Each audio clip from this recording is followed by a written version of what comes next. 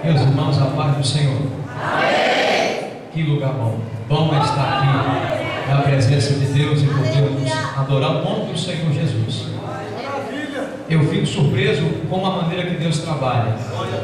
Ainda ia dar 18 horas e eu falei: Senhor, hoje eu preciso cultuar, mas não tem culto por aqui. Aonde tem um culto? Eu quero adorar o Senhor hoje, mas um lugar longe. Aí eu perguntei para o irmão Moacir, o pastor, ele falou assim: olha, o culto começa às 19 horas, eu vou adorar Deus com vocês hoje. Me arrumei, cheguei ali, e quando eu cheguei da enseada para cá, o Senhor me tomou. Foi uma coisa muito linda dentro do carro. Eu falei: Senhor, estou precisando tanto ouvir sua voz, tanto ouvir sua voz. E quando as irmãs começaram a adorar aqui, esse conjunto maravilhoso, Deus renovou a minha alegria na presença de Deus. Depois ainda dei a surpresa de ser nessa noite aqui o palestrante, o servo de Deus, para trazer uma palavra do coração de Deus para a tua vida. Eu quero ser bastante objetivo. É um tema propício. Missões está no coração de Deus. Missões é a primazia da igreja. Abra a sua Bíblia no Evangelho segundo escreveu Lucas, capítulo de número 7.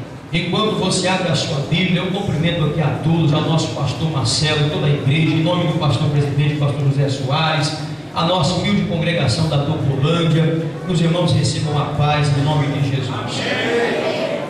Pastor Marcelo, sem nenhuma demagogia, eu sou fã e admirador do teu ministério. Não é demagogia que eu estou dizendo. A primeira vez que eu vi o pastor Marcelo sendo usado por Deus foi aqui, quando ele fazia essa cruzada já. Eu era simplesmente um membro de igreja. Eu olhei e falei assim: Deus, um dia eu vou ser igual esse homem. Falta muito ainda. Mas eu digo, já servimos a Deus como pastor, é uma grande conquista. Uma grande conquista. Iniciamos o pastorado com 27 anos de idade. E eu não sei se eu estou ruim de memória, mas se não me falha a memória, esse irmão aqui. Uma época o senhor dirigindo um culto e nós caímos ali na congregação em um culto de varões. Eu era auxiliar de trabalho naquela época. E Deus usou os teus lábios. Disse: vou te levantar como profeta nessa nação. Eu falei: Deus, só o Senhor para fazer um negócio desse. Deus tem cumprido com ele. Estou muito feliz, queridos, muito feliz mesmo. Evangelho segundo escreveu Lucas, capítulo 7. Capítulo 7, um texto conhecido, mas um texto propício para o momento. Capítulo 7 do Evangelho segundo escreveu Lucas, a partir do verso 11, acompanhe comigo. E aconteceu pouco depois ir ele à cidade chamada Naim, e com ele ia muito dos seus discípulos e uma grande multidão. E quando chegou perto da porta da cidade, eis que levava um defunto, e o único de sua mãe, que era viúva, e com ela ia uma grande multidão da cidade. E vendo-a, o Senhor moveu-se de íntima compaixão por ela, e disse-lhe: não chores. E chegando-se, tocou o esquife, e os que levavam pararam, e disse: mancebo, a ti te digo, levanta-te. E o defunto assentou-se e começou a falar, e lhe entregou a sua mãe. E de todos se apoderou o temor, e glorificavam a Deus, dizendo: um grande profeta se levantou entre nós, e Deus visitou o seu povo. E correu dele esta fama por toda a Judeia e por toda a terra circunvizinha. Amém, querido? Amém. Ore comigo. Amado Deus e eterno Pai, nós já sentimos a tua presença, já adoramos o teu nome, já podemos ver aqui o agir do Senhor nesse lugar, mas nesse momento queremos também ouvir sua voz por intermédio da sua palavra, pois ela é o nosso alimento, ela que nos sustenta, é a nossa base, é o que nos faz permanecer. Então nesta hora, querido Deus, mais uma vez eu me encontro totalmente na dependência do Senhor. Me inspira, usa os meus lábios, faça com que seja instrumento do Senhor nesse momento, e que teu nome seja glorificado na boca de cada um dos teus filhos. Eu te peço, Deus, que enquanto essa palavra é pregada, que brote o desejo da glorificação do teu nome no coração de cada um, em nome de Jesus. Amém. Tome o seu assento, dando glória a Deus. A minha vida é semelhante ou parecida com a de Isaac. Como assim, pastor? Eu só estou de pé porque o cordeiro apareceu. Se o cordeiro não aparece, já era eu, já tinha acabado. Mas Deus trouxe uma providência, trouxe um cordeiro, e ainda estamos de pé. Quando eu olho para essa palavra, e voltando para um tema missionário, há uma palavra que diz na carta que Paulo escreveu aos Filipenses, que haja em vós o mesmo sentimento que houve em Cristo Jesus. Então eu tomo por base que missões tem que se fazer olhando para Jesus com o mesmo sentimento que Jesus tinha. Qual é o mesmo sentimento que Jesus tinha?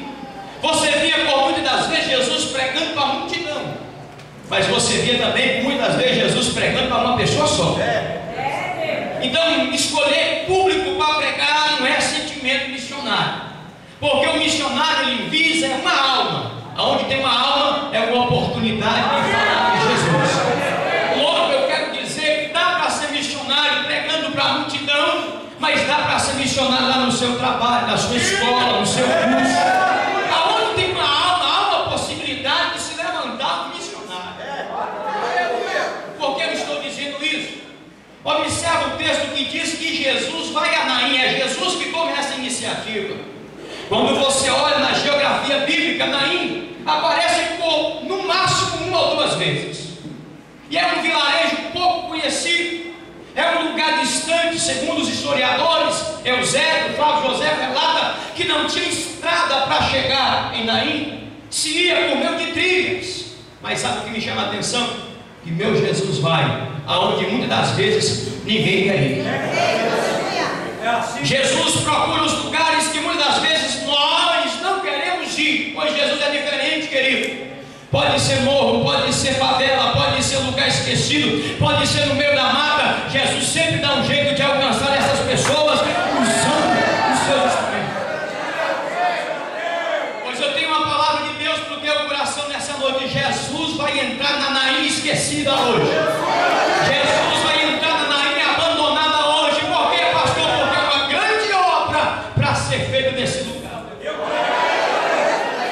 Observa comigo o texto. Eu quero falar de 3 atitudes de Jesus. Primeiro, diga comigo, pés de compaixão. Diga comigo, pés de compaixão. Diga palavra temperada. Diga assim, mão de providência. Eu olho para esse texto e eu consigo entender essas 3 atitudes de Jesus. Ele tinha pé de compaixão, ele tinha palavra temperada e ele tinha mão de providência. Explicando o texto, a Bíblia é bem clara, o texto é bem singelo, bem simples, e diz aqui de uma mulher que já tinha perdido o marido, era viúva e dependia certamente daquela criança para que no amanhã tivesse alguém que desse amparo para ela ou que cuidasse dela. Ora bem, sabemos, uma viúva nos tempos bíblicos não é como nos dias de hoje. Tem a viúva que recebe uma pensão, uma ajuda, um auxílio do governo, alguma coisa desse tipo. Mas naquela época, se ela não tivesse família, se a parentela dela não recebesse de volta, padecia. É por isso que Tiago diz para nós não nos esquecermos das viúvas, que verdadeiramente são viúvas. Então está dizendo de um texto de uma mulher que já sofria a falta do marido, e agora a morte veio e tragou seu filho. Queridos, isso é muito sério. Isso é continuidade, genealogia. A família dela estava deixando de existir, porque foi colocado um ponto final naquela história, até que Jesus falou, eu vou em Naim. Eu vou entrar em Naim. Eu não vou deixar colocar um ponto final nessa história, mas eu preciso dar continuidade para ela. Queridos, observa o texto. Aquela mulher, quando vai carregando aquele esquife ali, levando a criança, saindo de Naim, e Jesus está entrando, é 2 multidões diferentes, uma multidão chorando e uma multidão alegre, porque do lado da multidão tem a morte, mas do outro lado tem a vida. E vai acontecer um ponto e alguma coisa vai acontecer. Aleluia! Oh, aleluia! Deixa eu abrir um parênteses aqui para dizer algo profético para a tua vida. Assim diz o Senhor dos Exércitos: ninguém vai enterrar teus sonhos, ninguém vai sepultar aquilo que Deus me deu.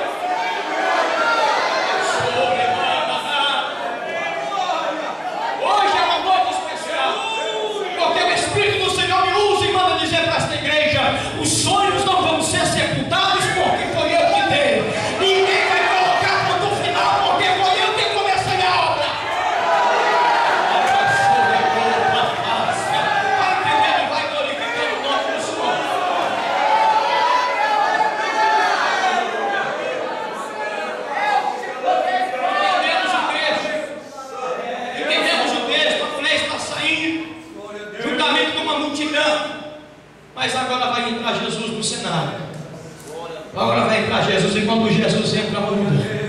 Quando Jesus toma a direção, as coisas mudam completamente. Naquele dia, o coveiro, coitado, que dependia do sepultamento para ganhar o seu pão de cada dia, você vai aguentar a mão. Hoje você não vai sepultar ninguém. Hoje você não vai ter nada aqui, porque eu cheguei aqui para mudar essa história. Jesus só foi em 3 velórios, irmão, e acabou com os 3. Chegou lá, uma já tinha morrido, não levanta. O povo ficou sorrindo, ele levanta, a criança ressuscitou. Foi na viúva de Naim, ressuscitou. Foi Lázaro. 4 dias depois Jesus gritou: Lázaro, sai para fora, ou venha para fora. E por que ele falou assim? Segundo a história diz que era uma caverna e tinha muitos ali sepultados. Se ele grita apenas vem para fora, era uma multidão que levantava. Então Jesus falou: hoje eu só quero Lázaro. Lázaro, vem para fora. Só você vem.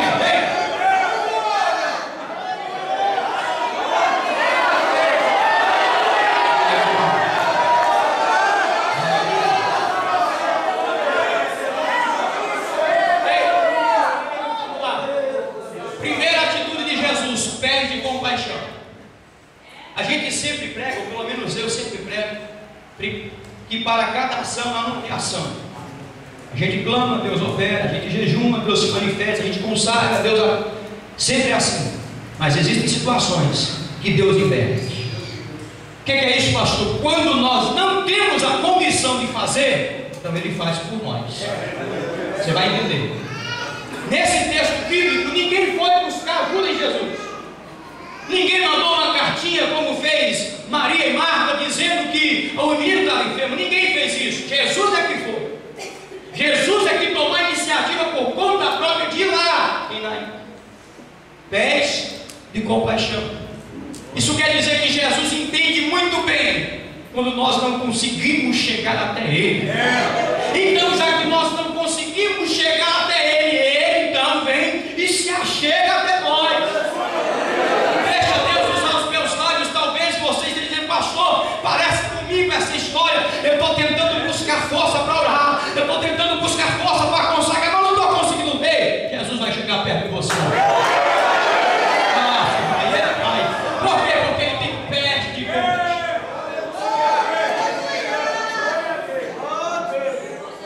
Para você entender o que eu estou pregando, todo mundo conhece a história do moço que ficava lá no tanque de Betesda. Só que existe algo importante por trás daquele texto, pastores. Na realidade, o povo ia para uma festa, e como não podia entrar enfermos dentro do templo, foi criado um lugar para deixar os enfermos. Existe uma história secular por trás disso, que diz que era uma manobra do próprio Herodes, para conseguir atrair o povo novamente para Jerusalém. Então ele edificou um grande, magnífico templo. Diz a história que aquele templo era até maior do que o próprio templo de Salomão, em se tratando de grandeza. E ele falou assim: vamos fazer um lugar para os enfermos. Quem ficar doente vai para lá, e os que tiver são entra para poder fazer os seus sacrifícios. Pelo menos 2 vezes eles tinham que subir ao templo para sacrificar. O meu Jesus fez diferente. Ele falou assim: antes de eu ir na festa, eu vou passar no lugar dos enfermos. Ah, você perdeu uma oportunidade.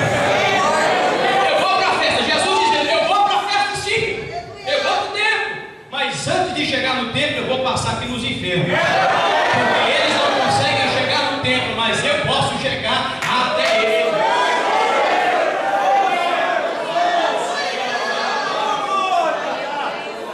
Jesus passou lá, e você conhece a história. 38 anos ali, doente. E às vezes eu escuto alguém criticar o coitado do moço. 38 anos, 38 anos de perseverança. Porque se fosse qualquer outro, poderia falar assim: eu não vou vir aqui mais nesse lugar, não recebo nada, eu estou aqui, probabilidade de ser curado não tem. Porque quando as águas são agitadas, é só o primeiro que desce que recebe. Eu sou coxo, então quando a água começa a tremer, eu me preparo para levantar, já vem um tchum mergulho na minha frente. Eu não vou ser curado nunca mais, nunca perdeu a esperança. Semelhante a você, meu irmão.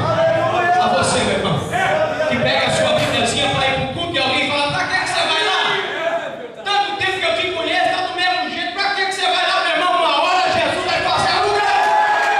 Uma hora Jesus te visita. 38 anos é uma vida, querido. Aí chegou um dia, Os pés de compaixão foi o encontro dele. Aleluia, aleluia, aleluia. Eu glorifico mesmo, eu exalto mesmo, porque quando eu não tenho condições, Jesus faz por mim. Quando eu não consigo chegar nele, ele chega.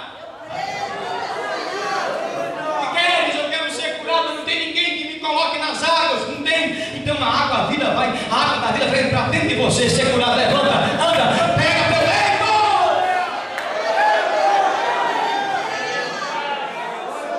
Só para finalizar aqui essa parte. Ele começou deitado, mas acabou de pé. Ele foi carregado, mas voltou carregando. Sabe por quê? Porque Jesus foi ter com ele. Eu não sei se está entendendo a dimensão espiritual do que eu estou te dizendo. Talvez você entrou carregado, alguém te visitou, alguém te trouxe para a igreja. Meu irmão, Deus vai te dar força para você trazer a outros. Você agora vai ser carregado, você vai carregar.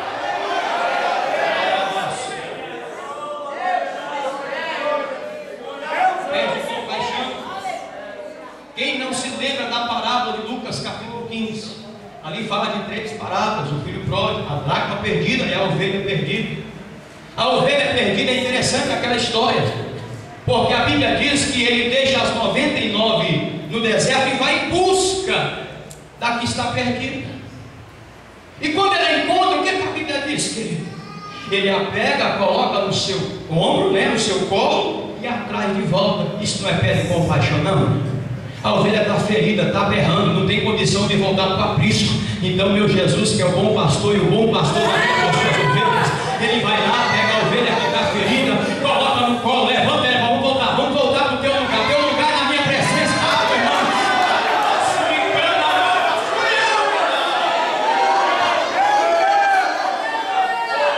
se tem ovelha ferida aqui, se machucou, meu querido, fica tranquilo, porque o Senhor te pega lá nos colos, ele te pega nos seus braços e não vai deixar você morrer ferido. Abutre nenhum vai descer sobre você de jeito nenhum. O Senhor não vai deixar. Nenhum lobo, nenhum leão vai vir destruir. Não, o Senhor vai proteger a tua vida, porque o Senhor te ama e tem pés de compaixão para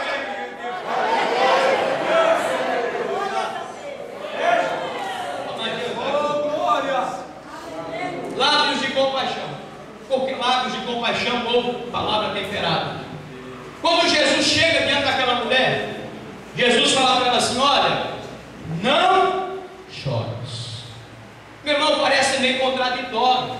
Alguém está em luto, está indo sepultar o filho, e alguém chegar e dizer não chora, parece que é até meio que fora da lógica, né? Geralmente quando a gente chega numa situação como essa, a gente vê os sentimentos, dá um abraço na pessoa para tentar consolar um pouco, mas Jesus faz tudo diferente. Jesus não manda na lógica humana. Se você estiver esperando lógica humana para operar de Deus, tu não vai entender nada. Jesus anda totalmente na contramão. Ele chega e fala para ela: não chore, não chore. O que significa não chore? Está dizendo: se estanca lá e eu vou resolver o problema. Quando Jesus fala não chora, está dizendo assim: eu vou resolver o problema. Você lembra do milagre da casa de Jairo? Mandaram chamar Jesus, que a menina de Jairo estava ruim, estava quase morta, melhor dizendo. E quando Jesus está indo, você conhece a palavra, diz que entra a mulher que sofria do fluxo de sangue, interrompe. E engraçado que Jairo não se manifesta. Sabe por quê? Porque não tem esse negócio que a bênção vai chegar para o irmão da cá, o irmão de lá, mas vai chegar na tua vida também. Fica tranquilo. Se o Senhor de repente resolveu abençoar alguém nessa trajetória, fica em paz. O que Deus tem para fazer na tua casa, Ele vai fazer também.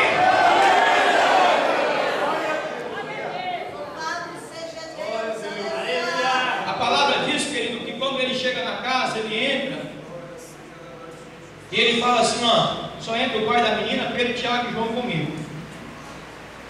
E ele falou assim: ó, vai uma vez, não chores. Quando ele disse não chore, o texto bíblico fala que eles riram dele, como se soubesse assim, como se estivesse dizendo: ele não sabe o que está falando. Diz o texto que sorriram de Jesus, riram-se.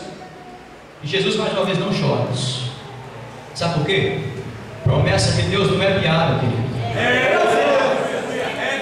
Pode parecer absurdo, pode parecer impossível como para ela, mas para Deus não.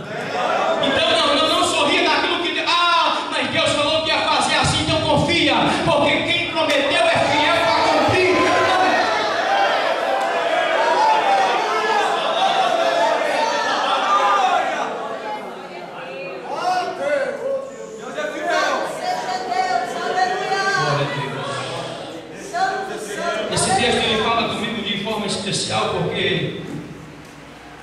digo que tem momentos que a gente, vocês vão entender o que eu vou dizer. Tem um momento que a profecia, por mais que é bom você ouvir, naquele momento ela não resolve o problema. Deus fala no meio de um louvor de forma tremenda, é verdade, mas também tem hora que não resolve o nosso problema. Tem hora, escuta isso aqui porque Deus está falando com alguém. Tem hora que é só o agir de Deus. A palavra não vai resolver, o consolo não vai resolver. Tem hora que é só o agir de Deus. E para esta mulher era só o agir e resolveria. Pois bem, agindo Deus, quem impedirá? Agindo Deus, quem impedirá? O Senhor toma os meus lábios em voz profética e diz para alguém aqui: chegou no limite. Agora passa o controle para a minha mão que eu vou fazer. Passa o controle porque eu vou agir. Eu vou fazer porque eu vou agir na tua vida. Deus está falando: passa o controle para a mão dele.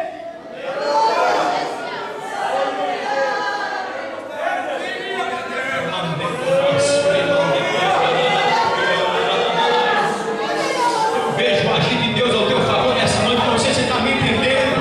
É coisa que foge do natural, daquilo que é compreensível. Isso é sobrenatural. Isso é a mão de Deus fazendo por ti. Ei, contempla ele saindo das drogas e aceitando a Jesus e servindo junto contigo. Contempla aquela porta que disseram que tu não entrava. Deus abriu para você. Contempla a providência. Contempla o milagre.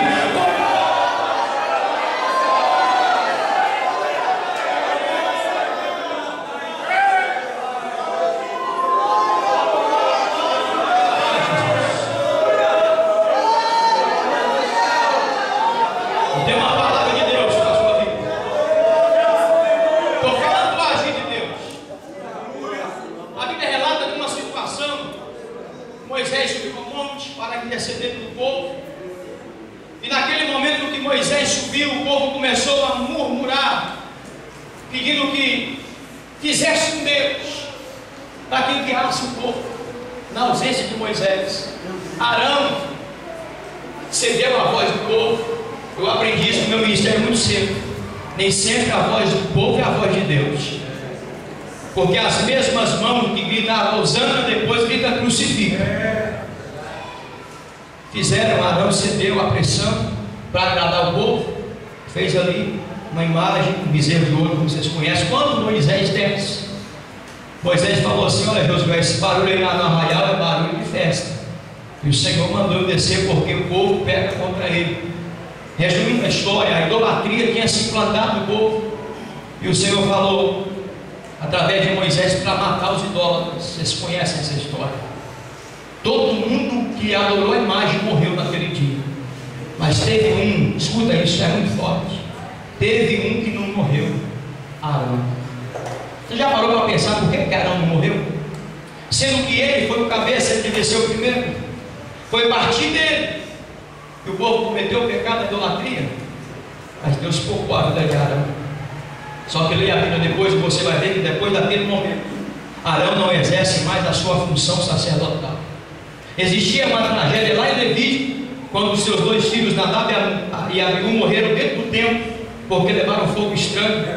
Agora aconteceu esse segundo episódio. Vai vendo, ele agora estava desmoralizado. Quando Arão pensava em exercer sua função sacerdotal, ele: para aí, Arão, que moral você tem? Pecou na idolatria, seus filhos foram mortos dentro do templo, você quer ser sacerdote sobre nós? E Arão por muito tempo levou isso. Diz a Bíblia. Até que Deus falou assim: vou eu acabar com a murmuração do meio do meu povo. Reuniu os 12 príncipes e disse: cada um traga uma vara. Eu vou colocar essa vara na tenda do testemunho. Você está entendendo o que Deus está dizendo? Quem dá a última palavra do teu ministério é Deus. Porque foi Deus que te chamou. As pessoas conhecem apenas alguns fatos da sua vida, mas toda a verdade quem conhece é Deus. É fato que Noé pegou, mas não é verdade que ele era um alcoólatra. É fato que Davi adulterou, mas não é verdade que ele era um adúltero. Conhecem fatos isolados, mas não conhecem toda a verdade. Diga, levanta a mão. A verdade da sua vida quem conhece é Deus. Descansa. Descansa. Descansa o teu coração. trouxeram as varas na tenda do testemunho. No dia seguinte, quando foram pegar a vara que estava a tribo de Levi, riscaram o nome de Arão, aconteceu algo, a vara floresceu, deu fruto e flores. Você como? Do dia para a noite, no estalar de dedo, porque o meu Deus é Deus do impossível. Segura, porque Deus mandando dizer para você. Talvez hoje estão balançando a cabeça, meneando a cabeça, desprezando você, meu irmão. É só me estalar de dedo no meu Senhor. Amanhã tudo é diferente. Amanhã tudo é diferente. Eu estou falando com a gente. Espírito da profecia. Vai ver eu agir na tua casa, lá no meio da sua parentela, entre aqueles que zombou e duvidou e até criticou você. Vamos ver o agir de Deus. Vamos ver o agir de Deus. Deixa eu ir finalizando aqui, vamos para o final da mensagem. Diz agora sobre mãos de providência. Eu aprendi uma coisa: o que eu preciso está na mão de Deus. É o meu princípio de fé. O que eu preciso está nas mãos do Senhor. Geralmente a gente conhece algumas pessoas que dizem, eu posso dizer porque alguém já me falou isso, dizendo: tu caiu na graça do pastor, a gente colocou para pastorear lá a igreja. Eu, não. O que aconteceu? Você é filho do pastor? Você também não. Aí que negócio é esse? Eu caí na graça de Deus.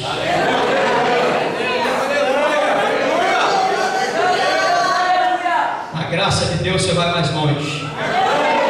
Se você cair na graça de Deus, você vai bem mais longe do que você imagina.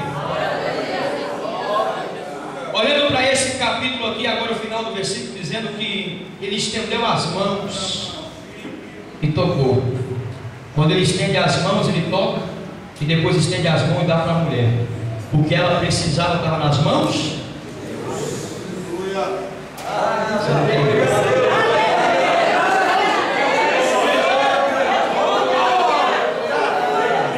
Você veio buscando na mão do pastor, não? O segredo do sucesso do seu ministério não está na mão do pastor, não, não, querido. Está tudo na mão de Deus.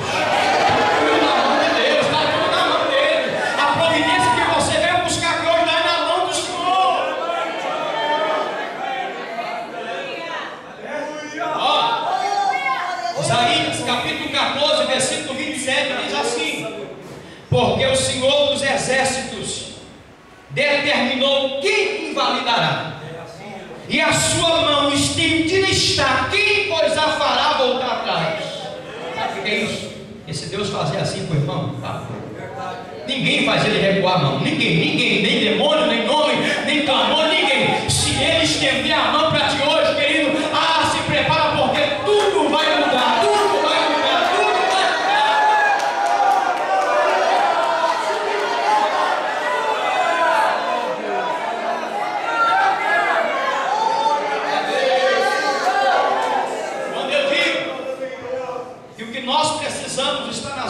Deus, eu tenho uma base bíblica para dizer.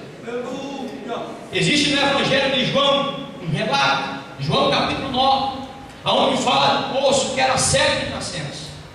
E de repente os discípulos observando falam assim: oh, quem pegou esse ou seus pais? Ninguém. Isso é para manifestar a glória de Deus. Você vai entender. Jesus chamou ele, cuspiu no chão, fez um lodo, passou e untou sobre ele. Eusébio de Cesareia diz: como os judeus creem que aquele moço não tinha globo ocular, não tinha esse globo ocular, tinha apenas um buraco aqui, era cego de nascença. Aí eu parei e fiquei pensando: mas se o homem veio do barro, é feito de barro, então tinha um porquê Jesus cuspiu no chão, pastor. Quando ele cuspiu no chão, ele fez mais um pouco de barro, tá entendendo? Ele fez mais uma massa ali e falou assim: tu veio do pó, vou te completar então.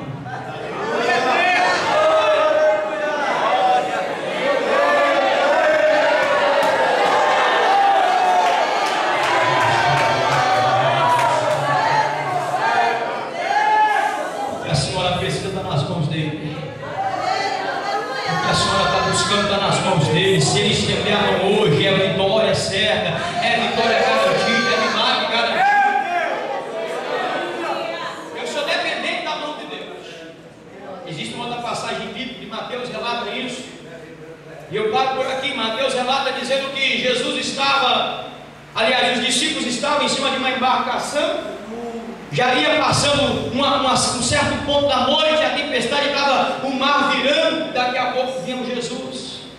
E Pedro falou: Senhor, se é o Senhor mesmo, deixa eu ir ter com o Senhor. E Pedro disse: vem. Jesus disse: venha. A Bíblia fala que ele tirou o pé do barco e caminhou. Diga comigo: caminhou. A gente fala muito, pastor, que Pedro afundou, mas eu quero enfatizar que ele caminhou. Antes de afundar, ele caminhou. As pessoas têm prazer em falar dos nossos defeitos, mas as pessoas não reconhecem nossas qualidades. Eles falam dos nossos defeitos publicamente, as nossas qualidades elogiam dentro de si. Por Jesus. Afundou, mas também caminhei. Já tive maus momentos, mas também já tive grandes experiências. Eu só conheci o Pedro que afundou. Vou falar um pouquinho dele aqui, do Pedro que caminhou sobre as águas. Nenhum outro apóstolo conseguiu tal façanha. Nenhum. Louvado seja Deus.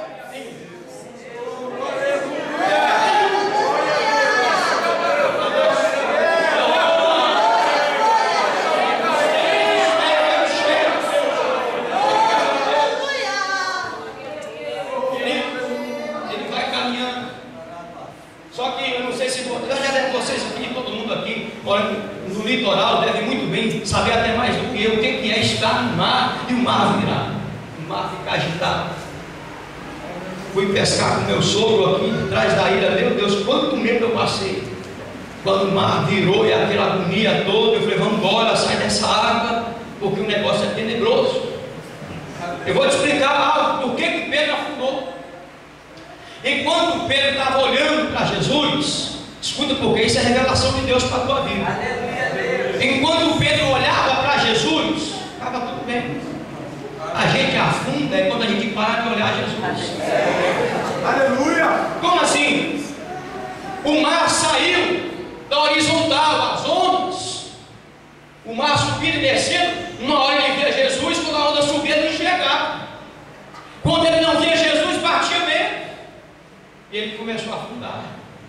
Observa para você ver se as pessoas não afundam é quando elas deixam de olhar para Jesus. Observa dentro da igreja. Quando começa a ficar observando demais algumas coisas que não era para observar, começa a reparar demais e esquece o foco que é Jesus. O principal é Jesus. A tua visão tem que estar firmada nele a todo tempo. Ele é o porto seguro. Ele é o farol que te guia. Ele é o farol que te guia. Aí diz a Bíblia.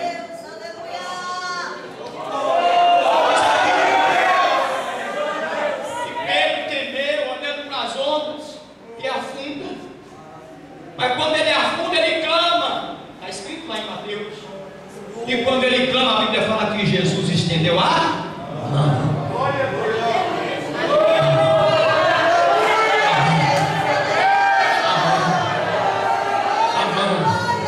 Eu estou falando coisas espirituais para quem é espiritual. A boa mão de Deus.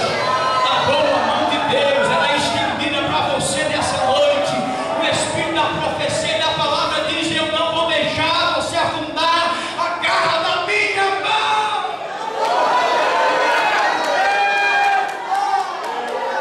Chegou pequena, passou a mão. O mar não vai te submergir. As ondas não vão destruir a embarcação. Você está nas mãos.